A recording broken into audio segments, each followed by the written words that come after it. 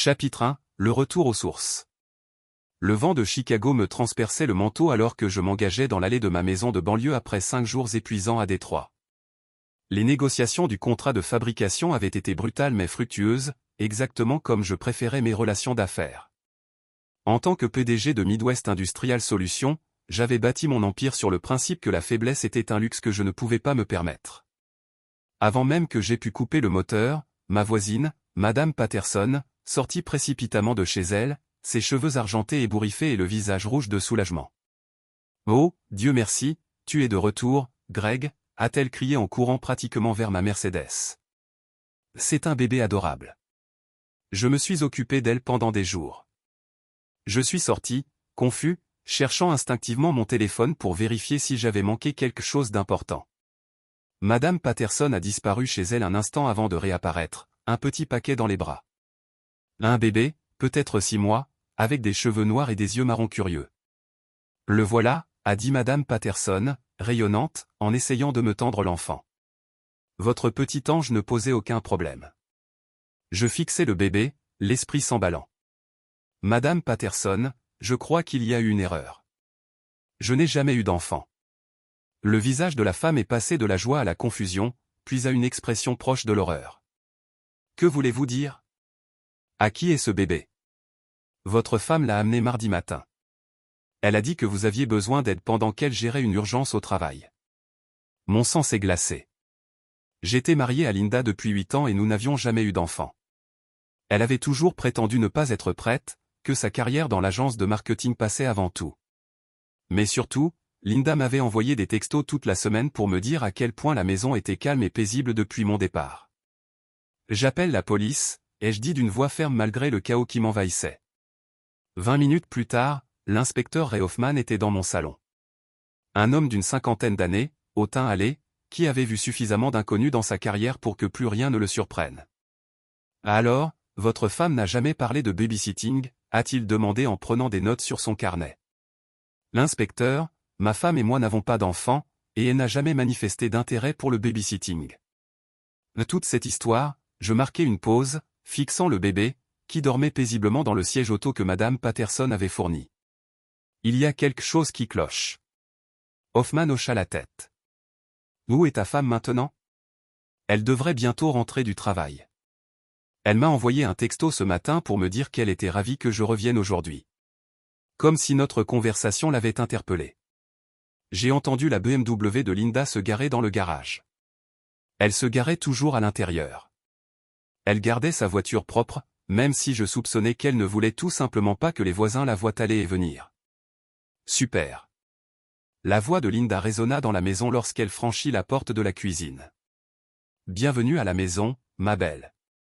Elle apparut dans l'embrasure de la porte du salon, ses cheveux blonds parfaitement coiffés et son tailleur de créateur la faisant paraître sortie d'un magazine d'entreprise.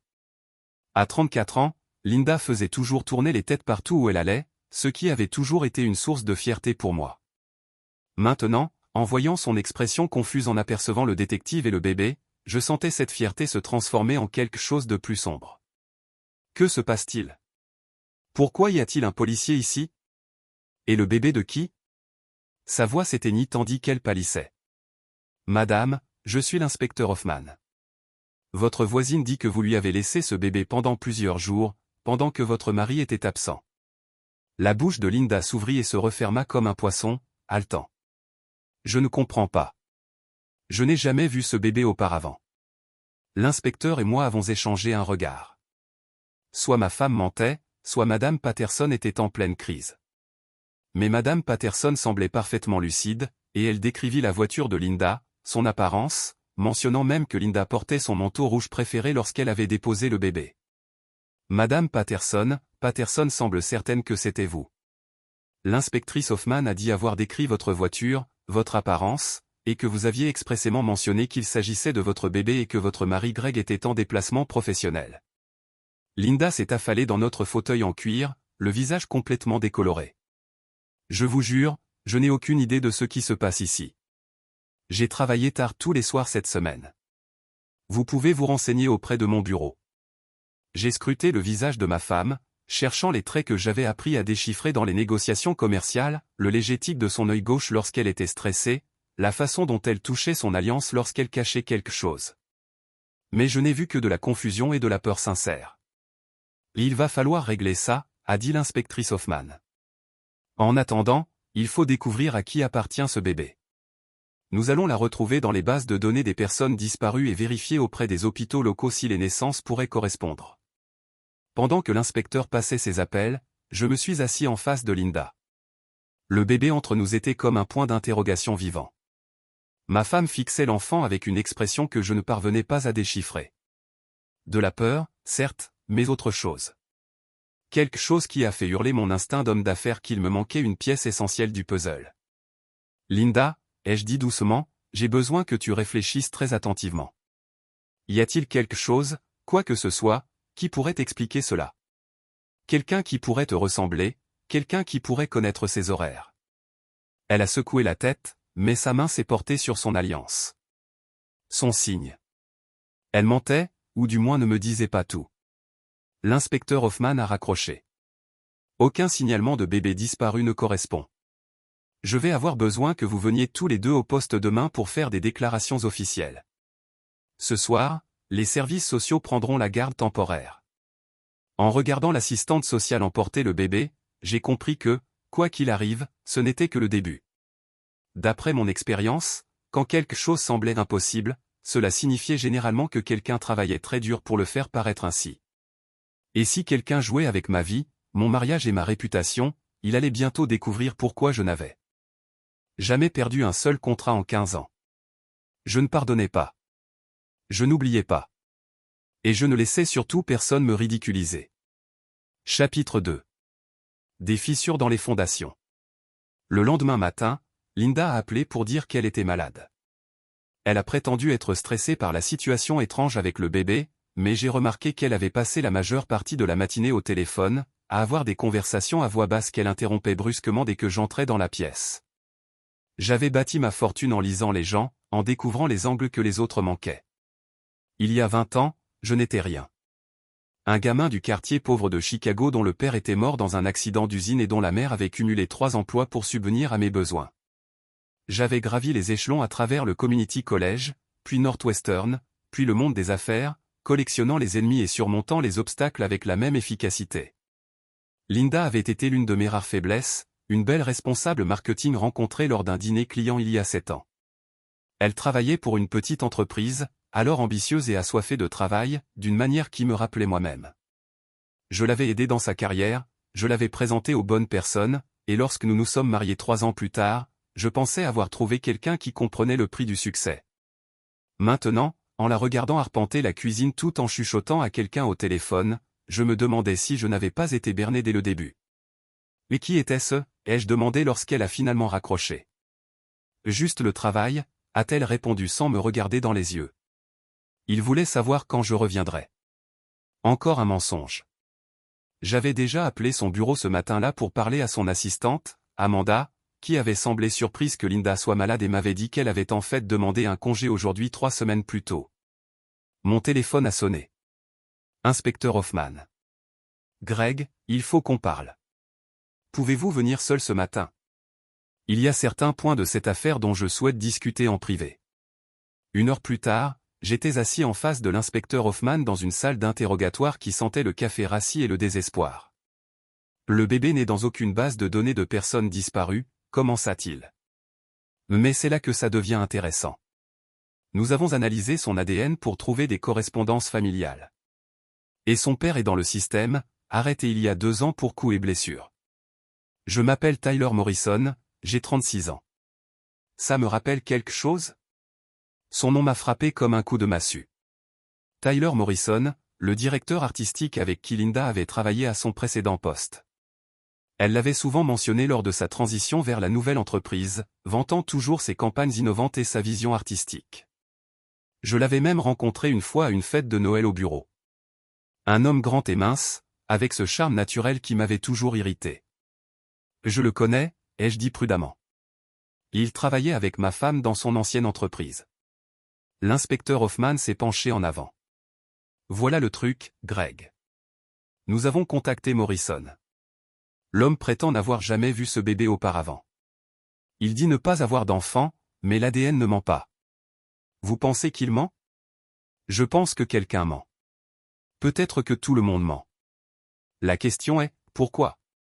Il a glissé un dossier sur la table. Morrison a un parcours intéressant. Il a grandi en famille d'accueil. Il a beaucoup bougé. L'accusation d'agression. Il était accusé d'avoir tabassé le nouveau petit ami de son ex. Les charges ont été abandonnées lorsque l'homme a refusé de coopérer. Mais Morrison a passé 2 mois en détention provisoire. J'ai ouvert le dossier en étudiant la photo d'identité judiciaire de Tyler.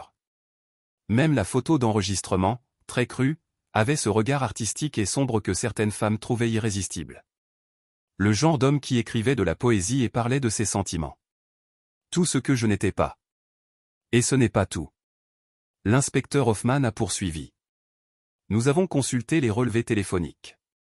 Votre femme et Morrison ont été en contact. Beaucoup de contacts, de SMS, d'appels téléphoniques, remontant à environ 8 mois. La pièce semblait tourner. 8 mois. Cela correspondrait à peu près à l'époque où Linda a commencé à travailler tard, prétextant que son nouveau travail était plus exigeant. Juste à l'époque où elle était devenue distante, prétextant le stress de l'adaptation à une nouvelle dynamique de travail. Avez-vous le contenu de ces messages? Je travaille sur un mandat pour cela, mais Greg, je dois vous poser la question directement. Y a-t-il une possibilité que votre femme ait eu une liaison? Je m'en doutais, bien sûr. Les nuits tardives, la soudaine son intérêt pour le sport, la nouvelle lingerie que j'avais trouvée dans son tiroir et qu'elle n'avait jamais portée pour moi. Mais je me suis convaincu d'être paranoïaque, que mon succès m'avait rendu méfiant envers les motivations de chacun. C'est possible, ai-je dit, car si c'était le cas, et si ce bébé est celui de Morrison, alors le scénario est tout autre. Peut-être que votre femme a accouché en secret. Peut-être essayait-elle de cacher sa liaison en faisant garder votre voisine pendant votre absence. J'ai secoué la tête. Linda n'était pas enceinte. Je l'aurais remarqué. Et vous? Vous voyagez beaucoup pour le travail, et il existe des moyens de cacher une grossesse, surtout au début. Bon sang, il y a des femmes qui ne savent pas qu'elles sont enceintes avant d'accoucher. Mais l'inspecteur Hoffman ne connaissait pas Linda comme moi. Elle était vaniteuse pour sa silhouette, obsédée par son apparence. Il était impossible qu'elle ait pu mener une grossesse à terme sans que je le sache, à moins qu'elle n'ait planifié cette tromperie depuis le tout début.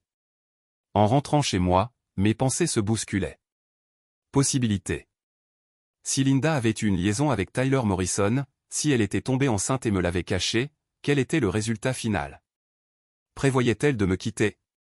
Toute cette histoire de bébé n'était-elle qu'une épreuve, une erreur dans un plan plus vaste?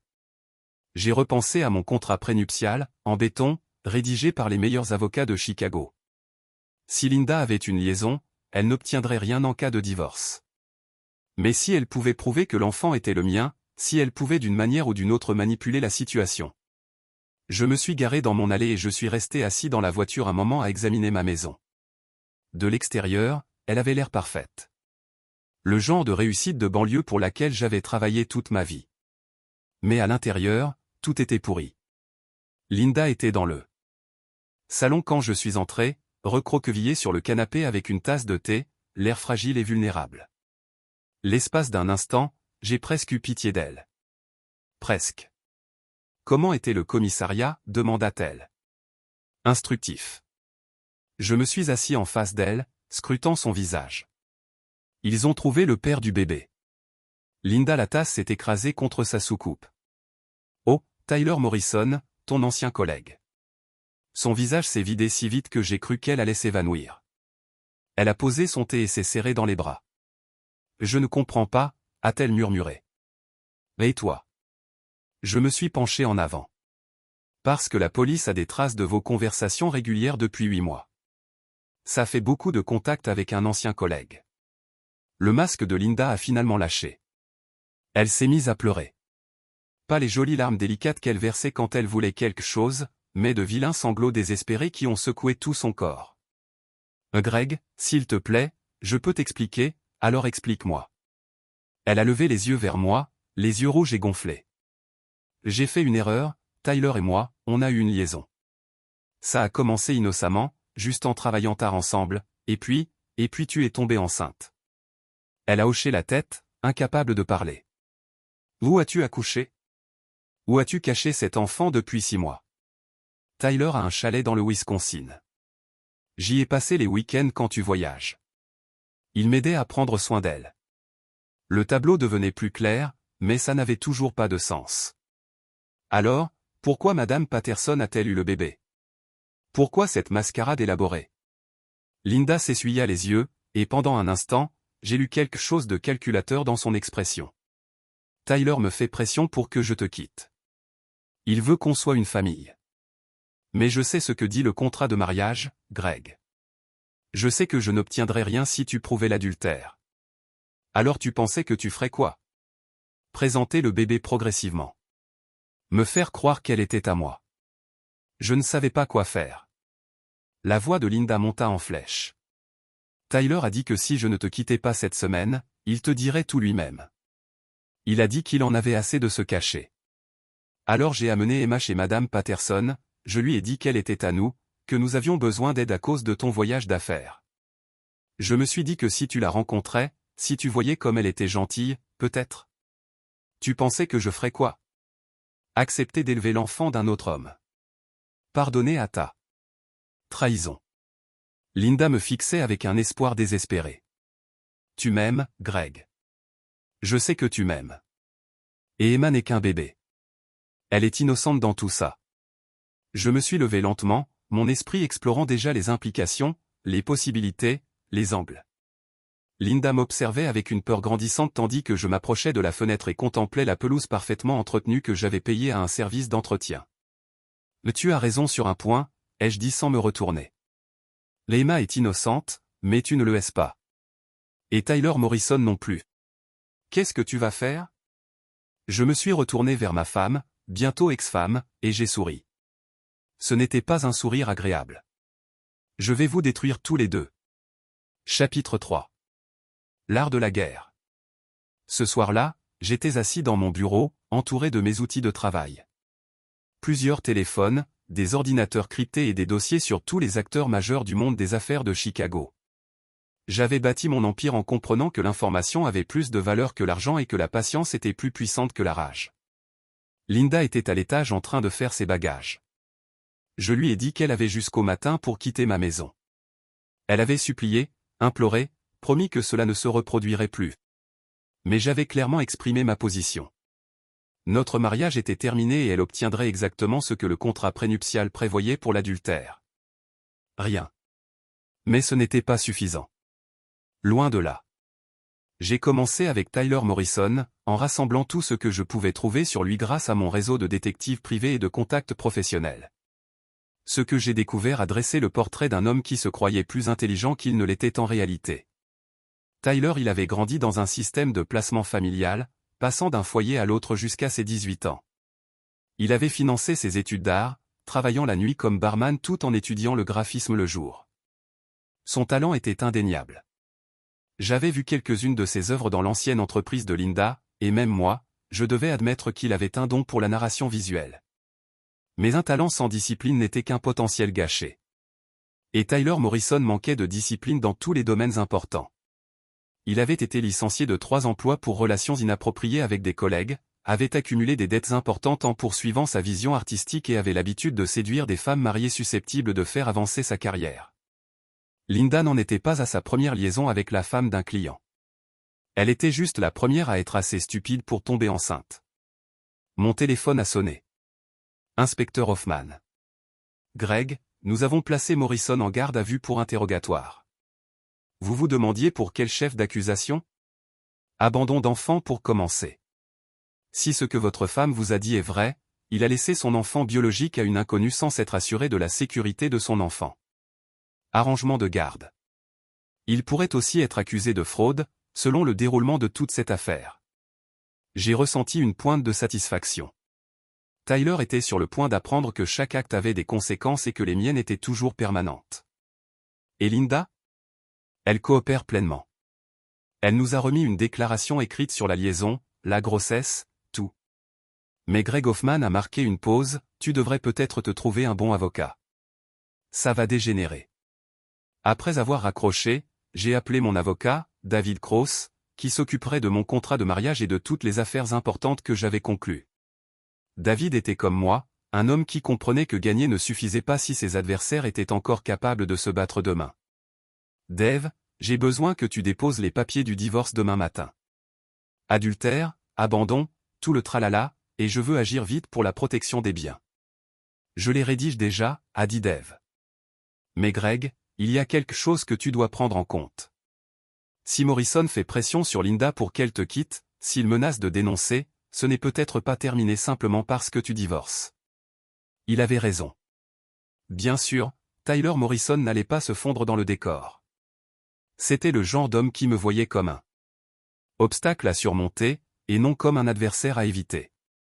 Et Linda, malgré ses larmes et ses promesses, m'avait trahi une fois. Elle recommencerait si elle pensait que cela lui serait bénéfique. J'avais besoin qu'ils disparaissent tous les deux définitivement. Le lendemain matin, Linda quitta notre maison avec 2 valises et la certitude qu'elle venait de perdre l'accès à un style de vie qui valait des millions. Je la regardais charger sa voiture depuis la fenêtre de mon bureau. Ses mouvements étaient vifs et furieux maintenant que le spectacle était terminé. Elle était sur un Tyler, bien sûr. Ils se consoleraient, comploteraient ensemble, peut-être même se persuaderaient qu'ils pourraient sauver quelque chose de son désastre. Ils avaient tort. J'ai d'abord appelé Patricia Hanley, la responsable de Linda à l'agence de marketing. Patricia et moi avions un passé commun. Elle avait commis l'erreur de tenter de concurrencer l'une de mes entreprises lors d'une guerre des enchères. Je l'avais tellement écrasée qu'elle avait dû restructurer tout son modèle économique. Elle me devait quelque chose et elle le savait. Patricia, c'est Greg Donovan. J'ai besoin d'une faveur. Greg, j'ai entendu parler de Linda. Je suis vraiment désolé. Gardez-la. Linda ne reviendra pas travailler. Je suppose que vous allez mener une enquête interne sur la façon dont elle a utilisé les ressources de l'entreprise pour faciliter sa liaison. Silence à l'autre bout du fil. Patricia a été assez intelligente pour comprendre les implications. Bien sûr, dit-elle finalement. Nous prenons la conduite au travail très au sérieux. Bien. Je détesterais devoir examiner nos contrats fournisseurs et trouver des raisons de les résilier. La carrière de Linda à Chicago était terminée. Mais ce n'était que le début. Mon deuxième appel était destiné à Marcus Webb, un détective privé spécialisé dans les problèmes exigeant des solutions créatives. Marcus m'avait aidé à obtenir des informations compromettantes sur des concurrents, à localiser des actifs cachés lors d'acquisitions et, plus généralement, à gérer les aspects les plus complexes des conflits d'entreprise. Marcus, j'ai besoin de tout ce que vous pouvez trouver sur Tyler Morrison. Dossiers financiers, antécédents professionnels, relations personnelles, dossiers médicaux si vous pouvez les obtenir. Et j'ai besoin de savoir où il vit actuellement, à qui il parle, quoi. Ces plans sont les suivants. Jusqu'où voulez-vous que j'aille? Jusqu'au fond. À la sortie de Tyler Morrison après interrogatoire de police cet après-midi-là, j'avais déjà commencé à démanteler systématiquement sa vie. Ses clients freelance ont reçu des informations anonymes sur ses fautes professionnelles, étayées par des documents relatifs à ses précédents licenciements. Son propriétaire a reçu un avis d'infraction au code du bâtiment qui nécessiterait des réparations coûteuses. Sa banque a reçu des signalements d'activités suspectes qui déclencheraient une enquête financière. Mais le véritable chef-d'œuvre restait à venir. Ce soir-là, je me suis rendu dans le bar le plus miteux que j'ai pu trouver dans le sud de Chicago. Un endroit où l'éclairage était tamisé et où la clientèle ne posait pas de questions. Je n'étais pas là pour l'ambiance. J'étais là pour rencontrer Vincent Carballo. Vincent était un homme qui résolvait les problèmes de ceux qui pouvaient se permettre ses services. Ce n'était pas un criminel traditionnel. C'était plutôt un consultant spécialisé dans la pression, l'intimidation et la dissimulation de personnes sans enfreindre techniquement la loi. « Donovan », dit Vincent en se glissant dans la cabine en face de moi. C'était un petit homme soigné, vêtu d'un costume coûteux, qui ressemblait plus à un comptable qu'à un homme de main. J'ai entendu dire que vous pourriez avoir besoin de mes services. J'ai un problème, dis-je. 2 problèmes, en fait. Une femme infidèle et son amant qui croit pouvoir me manipuler. Vincent sourit. Et vous aimeriez qu'ils reconsidèrent leur position. J'aimerais qu'ils comprennent que me trahir a été la pire erreur de leur vie. Je veux qu'ils regrettent de s'être rencontrés, de m'avoir rencontré, de ne jamais être nés. C'est une demande exhaustive. Elle exige une solution globale. Nous avons discuté pendant 1 heure.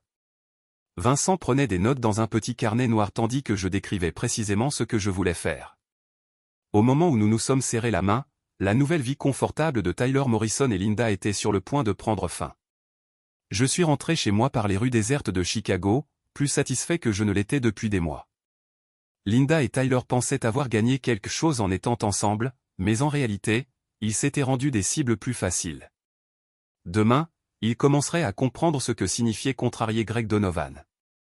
Et quand j'en aurais fini avec eux, ils serviraient d'avertissement à quiconque pourrait être tenté de m'arracher ce qui m'appartenait. D'après mon expérience, il y avait 2 types de personnes dans le monde, les prédateurs et les proies. Linda et Tyler m'avaient pris pour ces derniers. Ils allaient bientôt comprendre à quel point ils avaient tort. Chapitre 4. Le dénouement. Tyler Morrison vivait dans un loft aménagé en entrepôt, dans un quartier en plein essor, encore assez mal fagoté pour que le loyer reste abordable. Je le savais car Marcus Webb m'avait fourni un rapport détaillé sur la situation de vie, la situation financière et le quotidien de Tyler.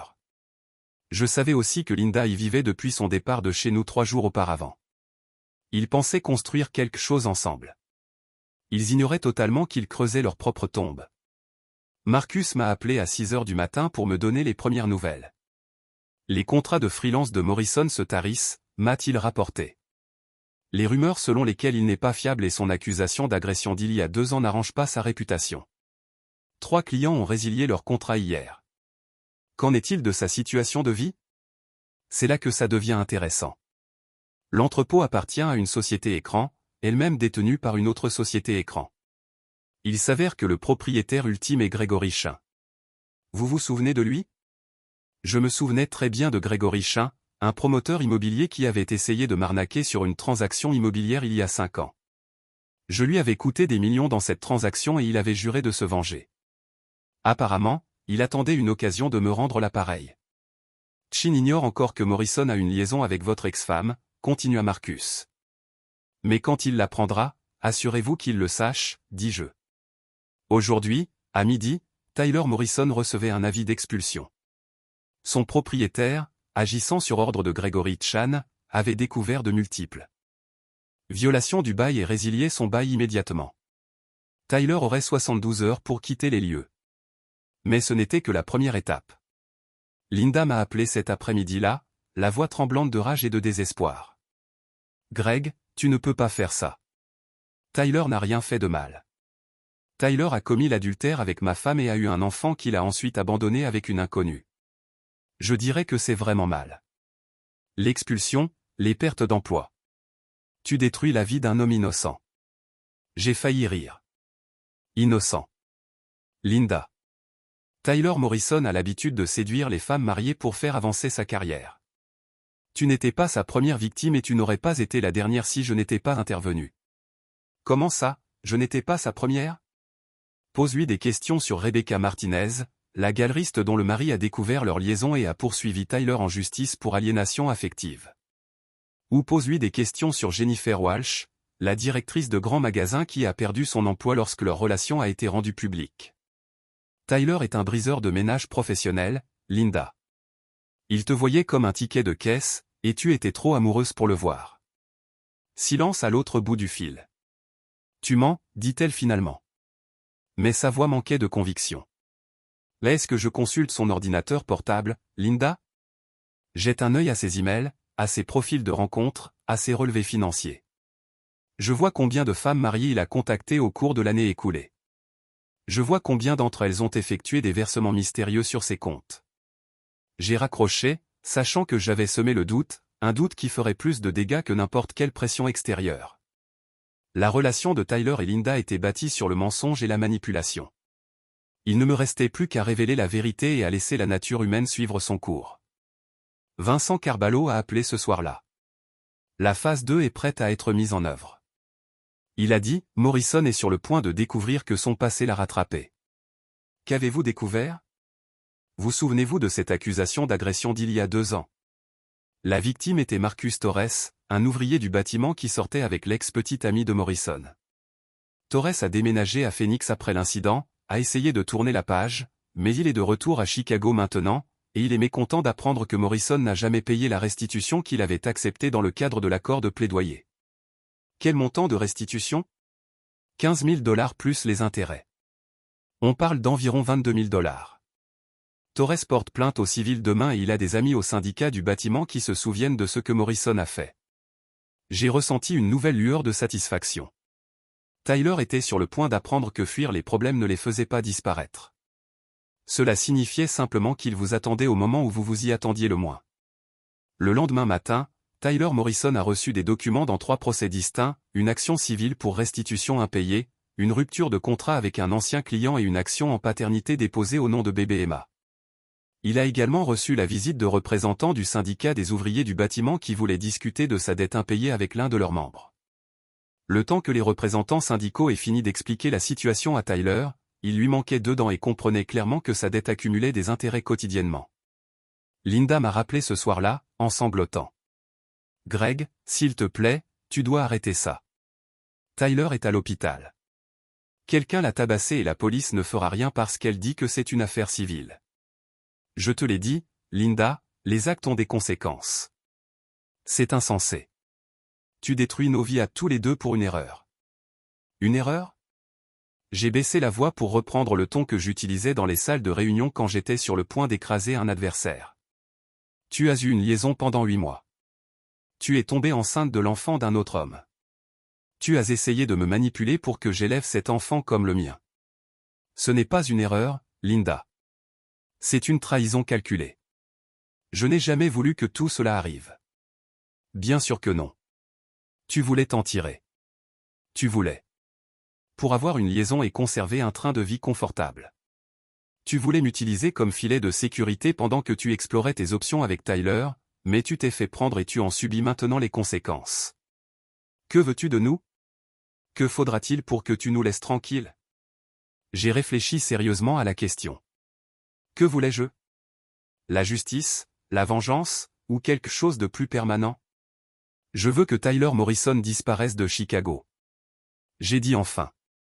Je veux qu'il comprenne qu'il ne pourra jamais revenir, ne plus jamais te contacter, ne jamais penser à cette ville sans se souvenir de ce qui arrive à ceux qui me trahissent. Et s'il fait ça, s'il part, alors peut-être que tu vivras assez longtemps pour regretter tes choix. J'ai raccroché avant qu'elle puisse répondre. En vérité, je n'étais pas sûr que le départ de Tyler suffirait. Il m'avait humilié, m'avait ridiculisé devant mes voisins et mes collègues. Il avait monté ma femme contre moi et avait tenté de me voler ma vie. Ce genre d'homme ne disparaissait pas comme ça. Ils attendaient l'occasion de riposter, ce qui signifiait que je devais m'assurer que Tyler Morrison n'ait jamais cette chance. Morrison a posé des questions à votre sujet, m'a-t-il rapporté. Il semble avoir compris que ces récents ennuis ne sont pas une coïncidence. Il cherche un moyen de pression. Un moyen de vous faire reculer. Quel genre de moyen de pression? Des rivaux, des employés mécontents, quiconque vous en veut. Il ne trouve pas grand-chose, mais il est tenace. C'était un problème. Tyler était plus intelligent que je ne le pensais, et les hommes désespérés faisaient des choses imprévisibles. S'il ne pouvait pas me combattre directement, il pourrait essayer de révéler certaines de mes pratiques commerciales moins légitimes ou trouver un moyen de retourner mes propres ennemis contre moi. Que recommandez-vous? Ai-je demandé. Accélérons les choses. Faisons-le disparaître avant qu'il ne cause de sérieux problèmes permanents. À vous de voir, monsieur Donovan. Mais les hommes comme Morrison n'apprennent rien de la douleur. Ils ne comprennent que la finalité. Je regardais les lumières de la ville par la fenêtre de mon bureau, réfléchissant à mes options. J'avais bâti mon empire sur le principe que certains problèmes nécessitaient des solutions permanentes. Tyler Morrison devenait l'un de ces problèmes. Mettre en place une réunion, ai-je dit. Demain soir, dites-lui que je veux discuter des conditions pour son départ de Chicago, et s'il n'accepte pas vos conditions, nous discuterons des alternatives. Au moment où j'ai raccroché, j'ai pris ma décision. Tyler Morrison avait déclaré la guerre à moi au moment où il avait séduit ma femme. Maintenant, il allait apprendre ce qui s'était passé lorsque vous avez apporté un couteau à une fusillade. Demain soir, d'une manière ou d'une autre, cela se terminerait. Chapitre 5. La bonne affaire du diable. La réunion a été prévue pour minuit à Navy Pier à l'ombre de la roue Ferry où les touristes sont venus voir les lumières de la ville. J'ai choisi l'emplacement délibérément, assez public pour sembler sûr, suffisamment isolé pour la vie privée et suffisamment symbolique pour envoyer un message. Tyler Morrison était sur le point d'obtenir une vue très claire de la ville. Il partirait pour toujours. Je suis arrivé tôt, me positionnant près de la balustrade avec une vue claire des approches. À 52 ans, j'avais appris à ne jamais entrer dans une situation sans comprendre tous les angles. Marcus Webb était positionné à proximité avec une caméra pour documenter ce qui s'est passé, et Vincent Carballo était assez proche pour intervenir si les choses se passaient sur le côté. Tyler est arrivé exactement à minuit et j'ai dû admettre qu'il avait du courage. Son visage était toujours meurtri de sa rencontre avec les travailleurs de la construction. Son bras gauche était dans une écharpe et il marchait avec un léger mou. Mais ses yeux étaient clairs et en colère. Le regard d'un homme qui a décidé qu'il n'avait plus rien à perdre. « Vous vouliez parler ?» a-t-il dit sans préambule. « Alors parlez. Tu es un homme intelligent, Tyler. Tu as compris que vos problèmes récents ne sont pas coïncidents. Vous avez systématiquement détruit ma vie la semaine dernière. Mon travail, ma maison, mes relations, tout est parti parce que vous ne pouvez pas gérer le fait que votre femme m'a choisi. Laissez-moi trop. » Comme si elle m'avait parlé, jouant les deux extrémités contre le milieu pendant qu'elle comprenait sa meilleure option. La vérité est que, j'ai poursuivi, Linda n'a jamais eu l'intention de renoncer à sa vie confortable pour un artiste en difficulté avec des problèmes de dette et un record d'assaut. Elle vous utilisait pour exciter et elle m'utilisait pour la sécurité. Le bébé était un accident qui lui a forcé la main. Même si c'est vrai, cela ne justifie pas ce que vous m'avez fait, n'est-ce pas? Vous avez séduit une femme mariée, l'avez mise enceinte, puis vous avez essayé de la faire chanter pour quitter son mari. Vous avez abandonné votre propre enfant avec un étranger lorsque la situation est devenue gênante. Vous avez menti à Linda au sujet de votre situation financière et de votre histoire avec d'autres femmes mariées. Je me penche en avant. Vous n'êtes pas une victime ici, Tyler. Vous êtes un prédateur qui a finalement rencontré un plus grand prédateur. Tyler était silencieux pendant un long moment, regardant l'eau sombre du lac Michigan. « Que voulez-vous » a-t-il demandé enfin. « Je veux que tu sois parti. Pas seulement de Chicago, du Midwest entièrement. Je veux que tu recommences quelque part loin avec une nouvelle identité si nécessaire. Et je ne veux plus jamais entendre ton nom. Et si je refuse, vos problèmes jusqu'à présent semblera être des inconvénients mineurs par rapport à ce qui vient ensuite. » Je fais un geste vers les lumières de la ville étalées devant nous. Je possède cette ville, Tyler. J'ai des liens dans chaque industrie, chaque quartier, tous les niveaux de gouvernement. Je peux m'assurer de ne plus jamais travailler, de ne jamais trouver de logement, de ne jamais avoir de paix, ou je peux m'assurer que vous disparaissez simplement. La menace pendait dans l'air entre nous comme de la fumée. Tyler a compris ce que j'offrais. Exil ou mort. Tu es fou, a-t-il dit. Je suis minutieux. Il y a une différence. Tyler était silencieux pendant un autre long moment. Quand il a repris la parole, sa voix était différente, démissionnait, vaincu. Combien? Excusez-moi. Si je pars, combien êtes-vous prêt à payer pour m'assurer de rester parti? Je ne m'attendais pas à ce qu'il négocie, mais je devais admirer son pragmatisme. Même face à une destruction complète, il cherchait un angle. 50 000, ai-je dit. En espèces en échange d'une confession signée sur votre affaire avec Linda, votre abandon de votre enfant et votre accord pour déménager au moins 1000 miles de Chicago sans contact avec Linda ou toute autre personne connectée à cette situation. Cela ne suffit pas pour recommencer. C'est plus que ce que vous avez fait lorsque vous avez séduit ma femme, et c'est considérablement plus que si vous ne le refusez. Tyler regardait à nouveau l'eau. Je pouvais le voir calculer, peser ses options. Il était assez intelligent pour savoir que 50 000 $ dans sa vie était une meilleure affaire que la fierté de me faire face, mais j'ai des conditions. Corrigez-vous que je veux dire que je me réexamine. Satisfaction que je n'avais pas connue depuis la fermeture de ma première majeure acquisition d'entreprise. J'avais identifié une menace, l'avais neutralisée et transformé un ennemi potentiel en un atout contrôlé. Mais alors que je regardais Tyler disparaître dans l'ombre, j'ai réalisé que j'aurais pu faire une erreur de jugement. J'avais supposé qu'il n'était qu'un autre homme faible qui pouvait être acheté ou intimidé. Je l'ai traité comme un problème commercial pour être résolu plutôt que comme un être humain avec son propre agenda. Tyler Morrison quittait Chicago, mais j'avais un soupçon croissant que ce n'était pas fini. Des hommes comme lui n'ont pas simplement disparu. Ils ont attendu, planifier et rechercher des opportunités pour même le score. Je devrais m'assurer qu'il n'a jamais eu cette opportunité. Vincent est apparu à côté de moi comme s'il se matérialisait de l'obscurité. Vous pensez qu'il va garder l'accord? Vincent a demandé un certain temps. Mais Tyler Morrison est le type d'homme qui a des rancunes. Tôt ou tard, il se convaincra qu'il peut revenir et récupérer ce qu'il pense être le sien. Alors, quel est le vrai plan? J'ai souri, en regardant les lumières de la ville qui représentaient tout ce que j'avais construit et tout ce que j'étais prêt à protéger. Le vrai plan, Vincent, c'est s'assurer que Tyler Morrison ne se rend jamais à l'endroit où il prévoit d'aller. Chapitre 6. Blood dans l'eau.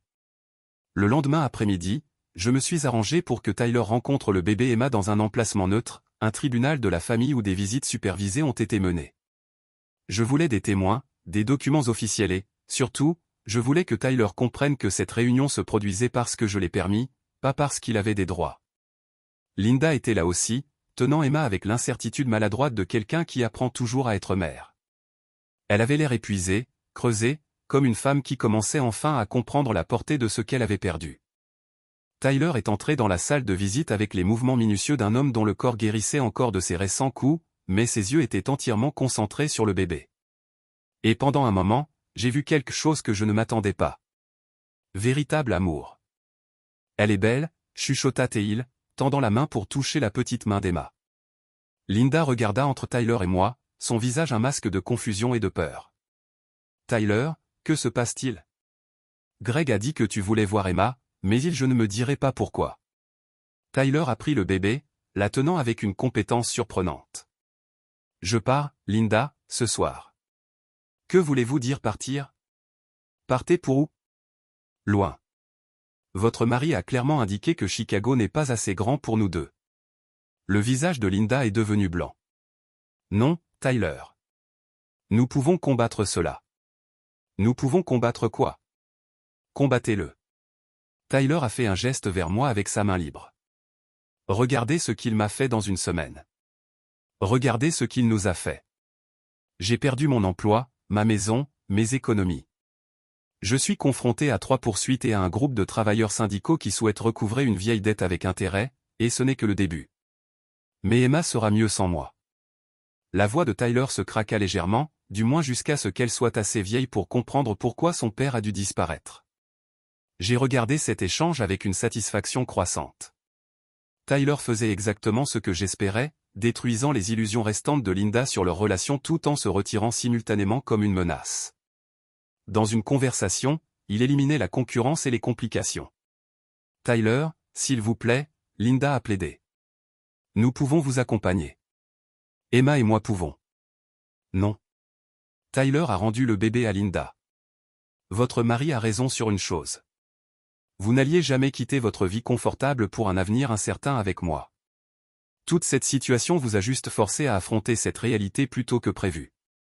Linda a commencé à pleurer, les mêmes sanglots désespérés que j'avais entendus au téléphone.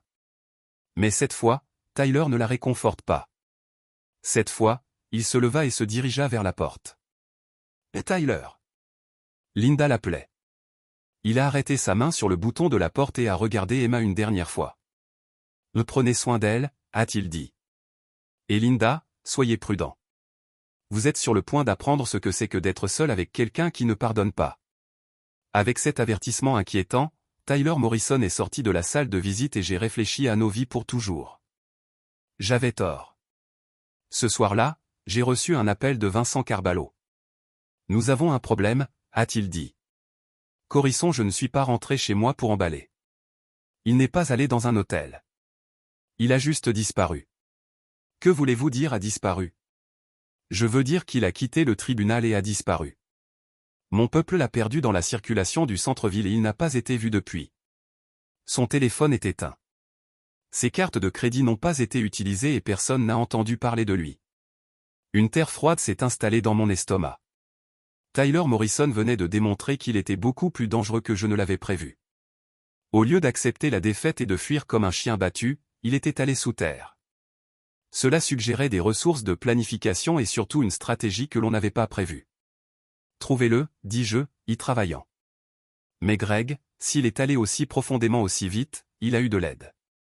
Quelqu'un avec des ressources sérieuses et des compétences sérieuses. Quel genre d'aide? Le genre qui fait disparaître les gens pour vivre.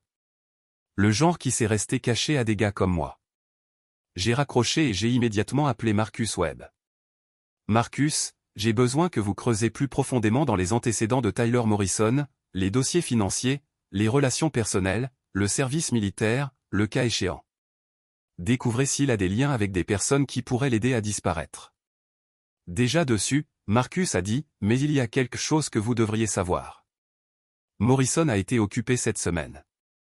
Pendant que vous démanteliez sa vie, il faisait des copies de choses. Quel genre de choses? Documents, enregistrements, photos. Il a construit un dossier sur vous, Greg. Vos pratiques commerciales, vos associés, vos méthodes. S'il planifie quelque chose, il a des munitions. Les pièces commençaient à se réunir dans un motif que je n'aimais pas. Tyler Morrison n'avait pas été l'homme désespéré et brisé que je pensais qu'il était. Il avait joué un jeu plus profond, recueillant des renseignements tout en semblant être vaincu. Combien a-t-il? Assez pour causer des problèmes. Dossier financier qui pourrait intéresser l'IRS. Des photos de vos rencontres Vincent Carballo. Documentation de certaines de vos tactiques commerciales les plus agressives. Rien d'illégal nécessairement, mais suffisant pour vous faire paraître mauvais s'il se retrouvait entre les mauvaises mains, comme les médias ou les forces de l'ordre ou les rivaux commerciaux ou les enquêteurs fédéraux. J'ai ressenti la ruée familière de l'adrénaline qui est venue avec un grave menace.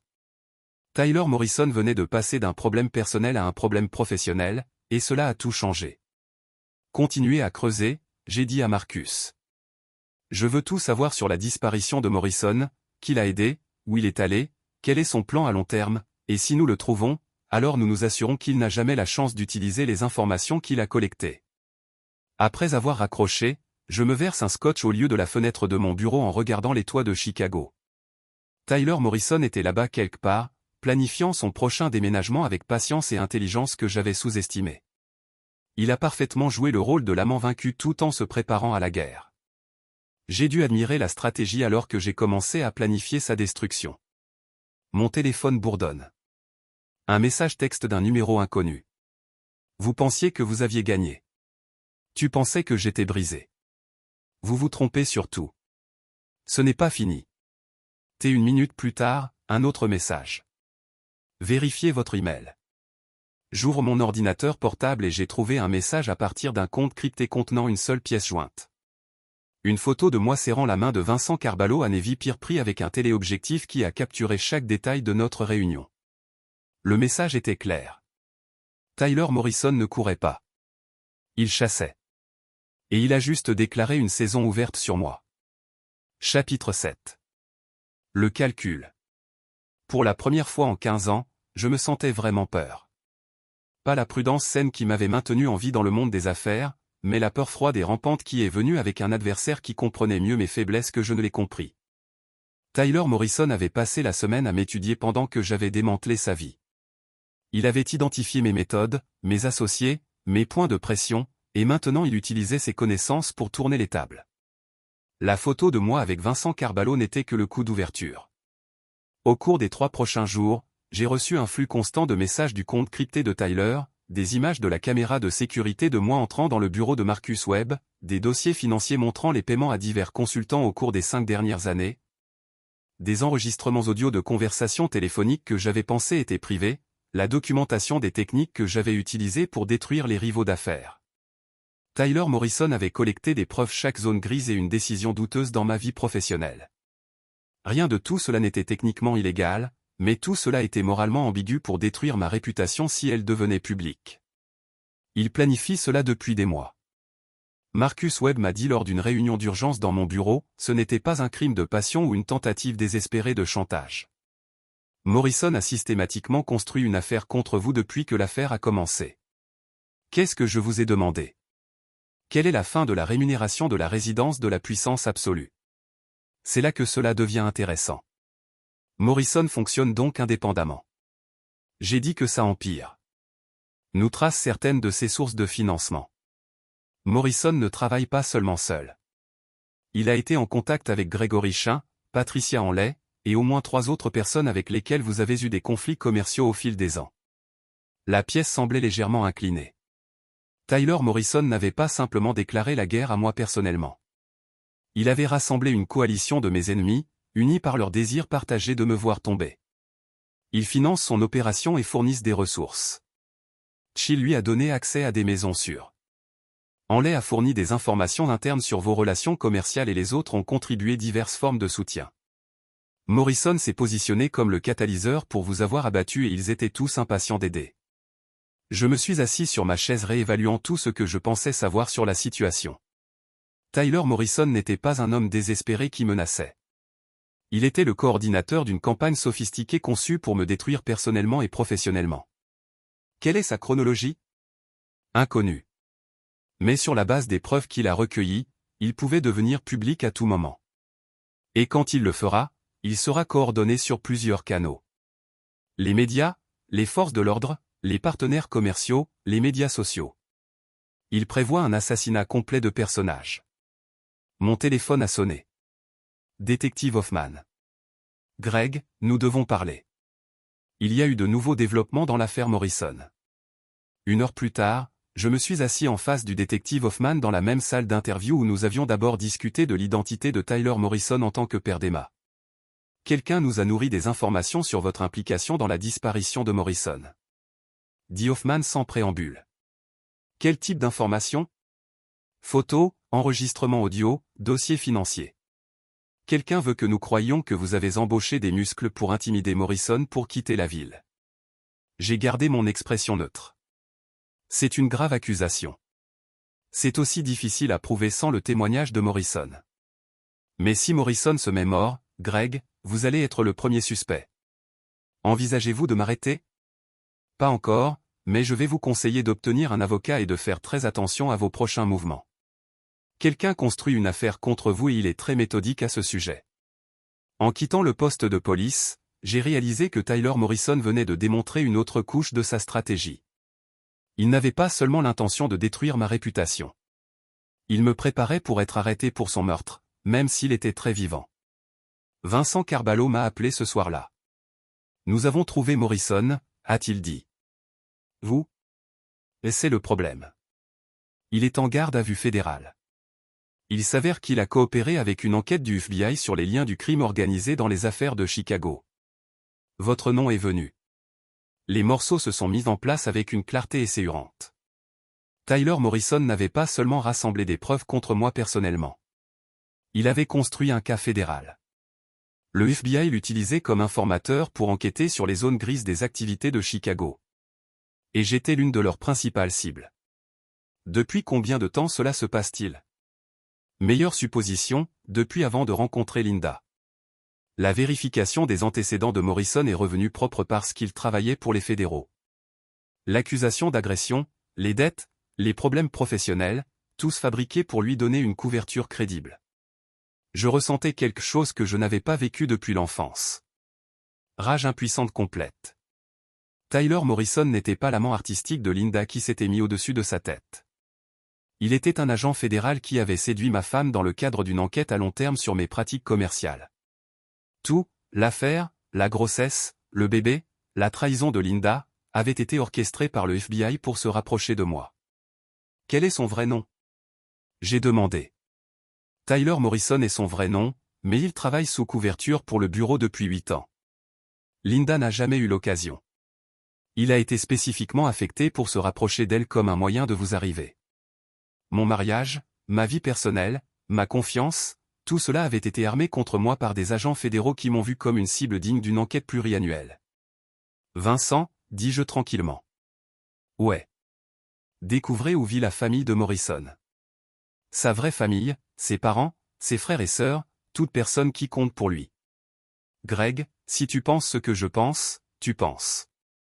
Je pense que l'agent spécial Tyler Morrison est sur le point d'apprendre que certains jeux ont des conséquences que personne ne vous enseigne dans la formation fédérale. Le bureau sera-t-il quoi? Admettez qu'ils ont utilisé une opération de séduction illégale pour recueillir des preuves. Révèle qu'ils avaient l'un de leurs agents que le père d'un enfant dans le cadre d'une identité de couverture. Morrison est devenu voyou au moment où il a mis Linda enceinte. Et le FBI le sait. Il y avait un silence à l'autre bout de la ligne. Cela va devenir très moche, a déclaré Vincent enfin. Ça allait toujours devenir moche. Morrison vient de choisir le niveau de laideur. Après avoir raccroché, je me suis rendu à ma maison en toute sécurité et j'ai supprimé un fichier que j'espérais ne jamais utiliser. Un dossier complet sur les agents fédéraux qui m'avaient enquêté au fil des ans, compilé par Marcus Webb en tant que police d'assurance.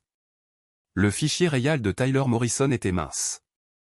Il avait pris soin de garder sa vie personnelle séparée de son professionnel. Mais tout le monde avait des faiblesses et tout le monde avait des gens qui leur se souciaient. Il était temps pour l'agent spécial Morrison de découvrir ce qui s'est passé lorsque quelqu'un a transformé la vie de Greg Donovan en une étude de cas fédérale. Chapitre 8. Terre brûlée. La vraie famille de Tyler Morrison vivait dans une petite ville du Michigan rural. Ses parents adoptifs qui l'avaient emmené lorsque le système d'accueil avait échoué et une sœur cadette qui a enseigné l'école primaire et n'avait jamais connu la vraie profession de son frère. C'étaient de bonnes personnes, le genre d'Américains calmes et décents qui avaient confiance que leur gouvernement opérait dans des frontières morales. Ils étaient sur le point d'apprendre le contraire. Je ne les ai pas ciblés directement.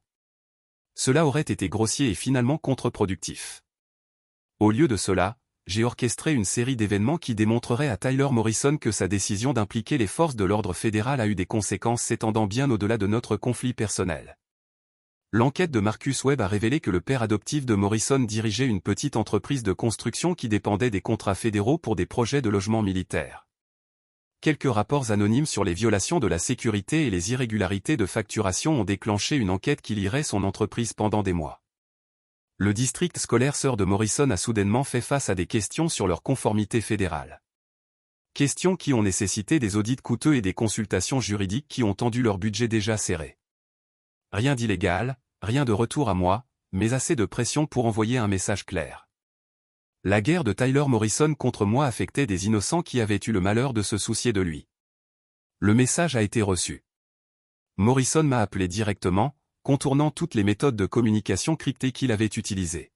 « Toi fils d'une chienne, dit-il sans préambule. Laissez ma famille hors de cela. Votre famille, Tyler. Je pensais que les agents fédéraux étaient formés pour ne pas former des pièces jointes personnelles qui pouvaient être exploitées par des objectifs d'enquête. C'est entre toi et moi. Non, cela a cessé d'être entre vous et moi au moment où vous impliquez le FBI. Maintenant, c'est entre moi et le gouvernement fédéral. Et malheureusement, votre famille est prise dans les feux croisés. Je vais vous faire un accord. Tu me feras un accord. J'ai ri. Tyler, vous êtes un informateur fédéral qui a séduit une femme mariée, l'a enceinte et a abandonné l'enfant qui en résulte. Pensez-vous vraiment que vous êtes en mesure de négocier? Le FBI? Le FBI va vous accrocher pour sécher le moment que cela devient public? Vous pensez qu'ils veulent expliquer comment l'un de leurs agents a imprégné la femme d'une cible lors d'une opération d'infiltration? Vous pensez qu'ils veulent admettre qu'ils ont effectué des opérations illégales de piège à miel? Silence à l'autre bout de la ligne. Voici ce qui va se passer, Tyler. Vous allez mettre fin à votre coopération avec le FBI. Vous allez détruire les preuves que vous avez recueillies contre moi, et vous allez disparaître si complètement que même le bureau ne peut pas vous trouver. Et si je ne le fais pas, les problèmes de votre famille ne font que commencer. Et la vie de Linda devient beaucoup plus difficile. Vous ne pouvez pas toucher Linda. Elle est la mère de mon enfant. Votre enfant, Tyler, vous avez abandonné Emma au moment où vous êtes allé sous terre. En ce qui concerne la loi, vous êtes un père mort qui a fui pour éviter les responsabilités de pension alimentaire pour enfants. C'était vrai. La disparition de Tyler avait automatiquement déclenché une procédure d'abandon, et j'avais utilisé mes ressources juridiques pour accélérer le processus.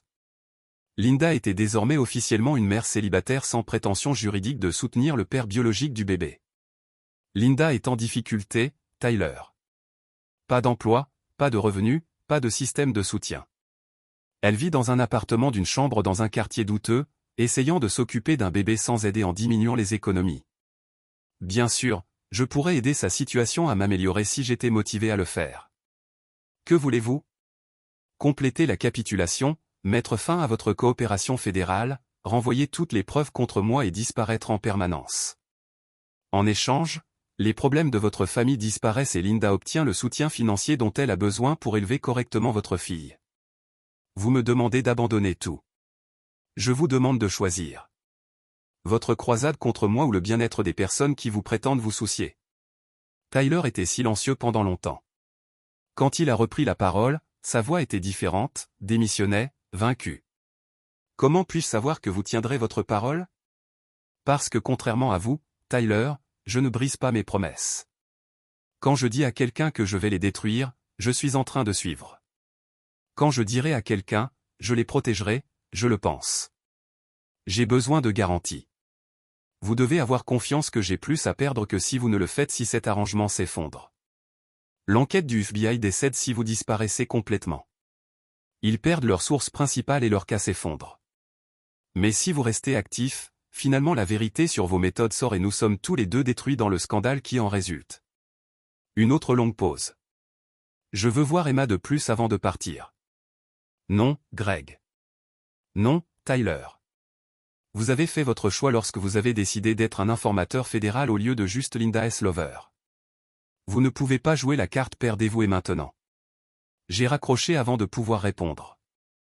Vincent m'a appelé 1 heure plus tard. Morrison a accepté les conditions, a-t-il rapporté. Il rencontre son gestionnaire du FBI ce soir pour mettre fin à sa coopération. Toutes les preuves contre vous seront détruites. Et sa disparition permanente. Le bureau organise une nouvelle identité, un nouvel emplacement, une nouvelle vie. Ils veulent que cette opération soit enterrée autant que vous. Et Linda? Elle ne connaît pas la véritable identité de Morrison. En ce qui est inquiet, il était juste son amant qui a eu des pieds froids et l'a abandonné et le bébé. J'ai ressenti un mélange complexe d'émotions. Satisfaction à éliminer la menace, la colère d'être manipulé pendant des années, et quelque chose qui approche de la pitié pour Linda, qui avait été utilisée par Tyler et moi de différentes manières. Mettre en place un fonds en fiducie pour Emma, ai-je dit à Vincent. Donneur anonyme, assez pour couvrir ses études et ses besoins de base par le biais du collège. Se sentir généreux, se sentir responsable.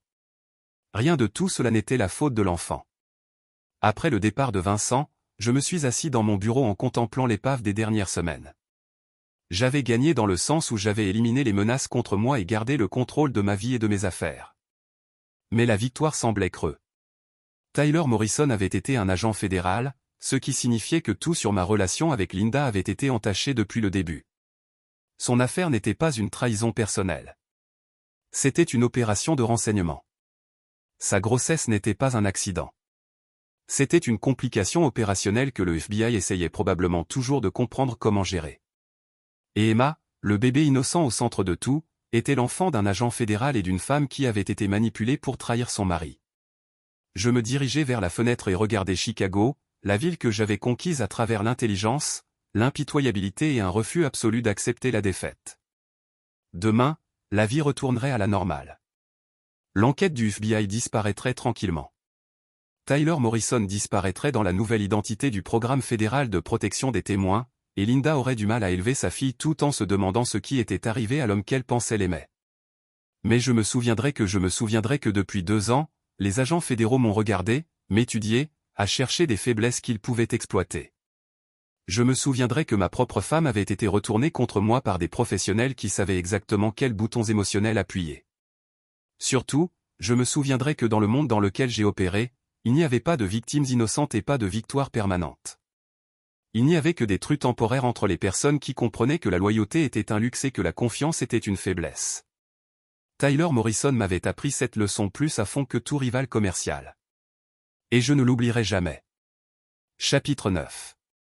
La comptabilité finale. 6 mois après la disparition de Tyler Morrison dans la protection fédérale des témoins, j'ai reçu une invitation au mariage de Linda. Elle épousait David Chin, le neveu de Gregory Chin, un comptable aux manières douces spécialisé en droit fiscal pour les petites entreprises. L'ironie n'a pas été perdue pour moi. Linda avait échangé son amoureux de l'agent fédéral contre le parent de l'un de mes rivaux d'entreprise, bien que je doute qu'elle connaissait la connexion familiale. J'ai décidé d'y assister. La cérémonie a eu lieu dans une petite église du côté nord de Chicago. Rien de tel que l'affaire élaborée que Linda s'était une fois prévue lorsqu'elle pensait qu'elle était destinée à la richesse et à la proéminence sociale. Elle portait une simple robe blanche, portait Emma dans ses bras au lieu de fleurs, et avait l'air vraiment heureuse pour la première fois depuis que je l'avais connue. David Chin semblait être un homme décent, patient avec le bébé, doux avec Linda, et ignorant complètement que sa nouvelle femme avait été mariée à quelqu'un qui a détruit l'empire immobilier de son oncle. Il pensait probablement qu'il prenait un nouveau départ avec une femme qui avait eu de la malchance avec ses relations précédentes. Je me suis assis dans le rang arrière en regardant Linda promettre d'aimer, d'honneur et de chérir son nouveau mari. Elle n'a jamais regardé dans ma direction, n'a jamais reconnu ma présence, mais je savais qu'elle savait que j'étais là. Après la cérémonie, alors que le petit groupe de famille et d'amis déménageait à la réception dans un modeste restaurant à proximité, Linda m'a finalement approché. « Pourquoi es-tu venue ?» elle a demandé. « Une curiosité, dis-je honnêtement. Je voulais voir à quoi ressemblait votre nouvelle vie. Êtes-vous ici pour ruiner cela aussi ?» J'ai étudié son visage, à la recherche de traces de la femme que j'avais autrefois aimée. Elle était plus mince maintenant, plus sérieuse, marquée par les expériences de l'année dernière. La maternité l'avait changée, a ajouté de la profondeur à son caractère qui n'avait pas été là quand elle souhaitait avoir une apparence et une apparence sociale. Surpris. Vraiment ? Vraiment ? Pas seulement réussir, être puissant ou avoir le contrôle. En fait, d'accord. La question me prit au dépourvu. Linda me posait une question à laquelle je m'autorisais rarement à réfléchir, la vie que j'avais construite valait-elle vraiment la peine d'être vécue ou simplement de gagner ? Je suis exactement qui j'ai choisi d'être, dis-je. Finalement. Linda hocha la tête, comprenant que c'était la seule réponse que je pouvais donner. Prends soin de toi, Greg. Prends soin d'Emma. Je quittai la réception sans parler à personne. Je traversais Chicago au coucher du soleil sur le lac. La ville avait la même apparence que d'habitude, ambitieuse, implacable, belle dans son efficacité brutale. C'était l'endroit idéal pour quelqu'un comme moi, quelqu'un qui comprenait que la loyauté était temporaire et la confiance dangereuse.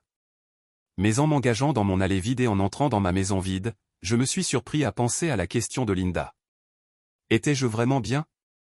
Ou étais-je simplement devenu si doué pour contrôler mon environnement que j'avais oublié ce que cela signifiait ? Mon téléphone vibra. Un SMS d'un numéro inconnu. Félicitations pour ta victoire. Tu as joué le jeu mieux que je ne le pensais. Tyler Morrison prenait des nouvelles de la nouvelle vie que le FBI lui avait créée. Même sous protection fédérale, il surveillait toujours la situation, incapable de lâcher prise. J'ai supprimé le message sans répondre. Dans mon bureau, je me suis servi un scotch et me suis assis à mon bureau, entouré des trophées de 30 ans de carrière. Récompenses, photos avec des politiciens et des célébrités, contrats encadrés qui m'avaient rendu riche au-delà des espérances. J'avais gagné. Tyler Morrison était parti. Linda avait quitté ma vie, et mon empire commercial était plus fort que jamais. L'enquête du FBI s'était discrètement éteinte avec la disparition de Morrison, et ma réputation en était ressortie largement intacte. Mais, assis seul dans ma maison parfaitement aménagée, buvant du whisky coûteux et examinant les rapports trimestriels qui témoignaient de la croissance continue de mon entreprise, j'ai réalisé que victoire et satisfaction étaient deux choses différentes. Je construirais une vie où je pourrais contrôler chaque variable, éliminer chaque menace et m'assurer que personne ne puisse me faire de mal. Mais en me rendant invulnérable, je m'étais aussi isolé. J'avais des associés, mais aucun. Des amis, des partenaires commerciaux, mais pas de compagnons, et assez d'argent pour tout acheter, sauf la seule chose que l'argent ne pouvait acheter, une véritable connexion avec un autre être humain. Tyler Morrison avait été agent fédéral, mais il avait au moins été capable de nouer de véritables liens, même s'ils étaient inappropriés sur le plan opérationnel. Linda avait été infidèle, mais elle avait été capable d'aimer, même si elle l'avait donné à la mauvaise personne. J'étais capable de gagner. Ni plus, ni moins. Mon téléphone a sonné. Vincent Carballot, on a un problème avec l'affaire Morrison, a-t-il dit. Quel genre de problème ? Le genre qui suggère que ce n'est pas fini. J'ai posé mon scotch et pris un stylo. Après 30 ans de carrière, j'avais appris que les problèmes n'étaient que des opportunités qui n'avaient pas encore été correctement analysées. Et dites-moi tout, ai-je dit. Tandis que Vincent commençait à décrire les nouvelles complications apparues avec la protection fédérale des témoins de Tyler Morrison, j'ai ressenti la montée d'adrénaline familière qui accompagne le fait d'affronter un adversaire de taille. Je pensais que la partie était terminée. Au lieu de cela, c'était juste passer à un autre niveau. Et d'après mon expérience, les parties qui duraient le plus longtemps étaient toujours les plus intéressantes. De l'autre côté de ma fenêtre, Chicago scintillait dans l'obscurité comme un circuit imprimé. Tout en lumière, connexion et courant d'énergie caché.